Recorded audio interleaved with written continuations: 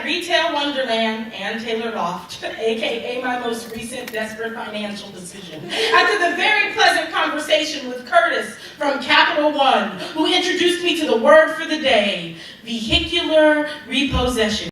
I am expected to delight her. Her being any one of the currently or soon-to-be bougie broads I sling skirts to at this part-time hole of a job.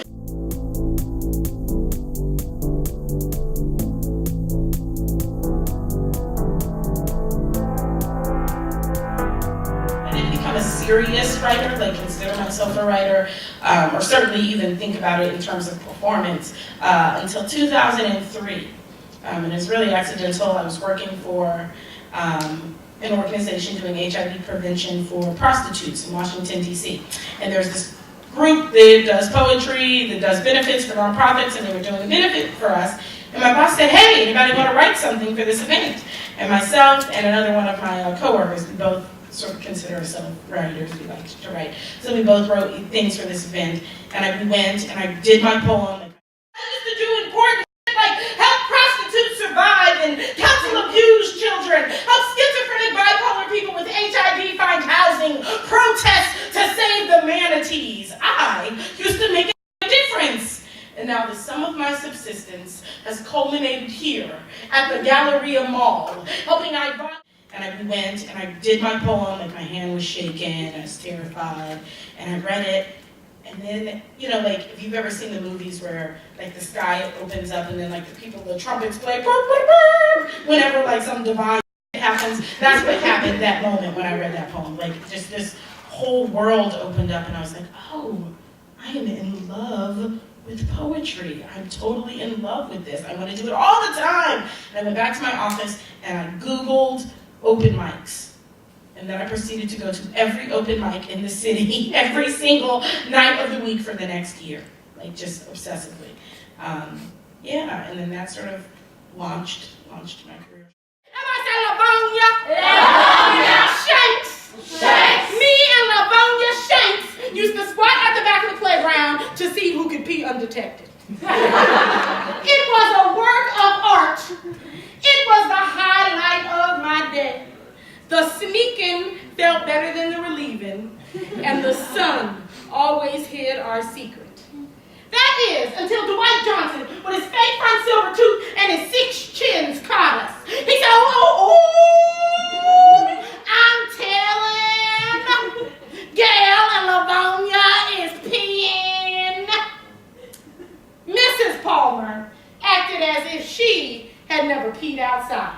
Like she had never asked Mr. Palmer to pull over on the side of I-95 so her wrinkles could trickle in the wind. She was as pale as Elmer's glue. She had her hair pulled tight in a honey bun with cigarette smoke riding her every noun and verb. And she had taken time out of her exquisite existence to teach second-grade savages. Oh, how they hang from the monkey bars. Oh. I really am just inspired. One of the things that I think speaks to me the most is human connection. Like, how is it that we engage with one another? And what are the lessons that I've learned when I allow myself to be in relationship with you all? And sometimes that lesson is stop being ungrateful and do your goddamn job. It means something to somebody. Sometimes that lesson is your safety and well-being is more important than this fleeting moment that'll be over soon. Sometimes that, you know, like, so those messages happen all the time. Every time that we are in relationship with one another, we're learning something, or we're at least having the opportunity to learn something. And so I try to capture those moments in the things that I write and sort of process them.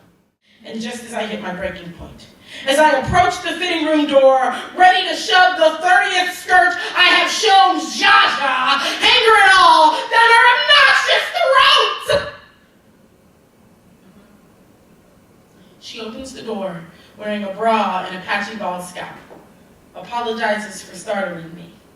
Says she's in town because Houston's medical center features the most innovative treatment in adenocarcinoma, and usually she's exhausted from the chemo. So when she has a little strength, she shops.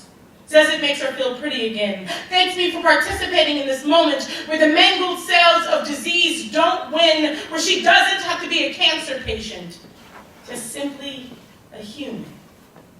And I'm an idiot. Just a silly little girl with silly little assumptions about the word important, believing that degrees and salaries are what change the world. But I realized in one shift at a job I despise having to go to that the world don't give a about what we do, only how we do it. So baby, if you shine shoes, shine them like they're the only pair that person has ever owned. If you sell cologne, sell it like it's the last scent they smelled on their dying mother. Learn to be a lover of the tiniest spark in someone's eye. And if you work at McDonald's, you better learn to find the passion in a fry. And if you're a poet, a ridiculous, broken poet, conjure up a word you think will change this earth, then write it. But no matter what you do or create, regardless of how much money you make, the greatest gift you will ever receive is letting the universe teach you how to be delighted. Yes.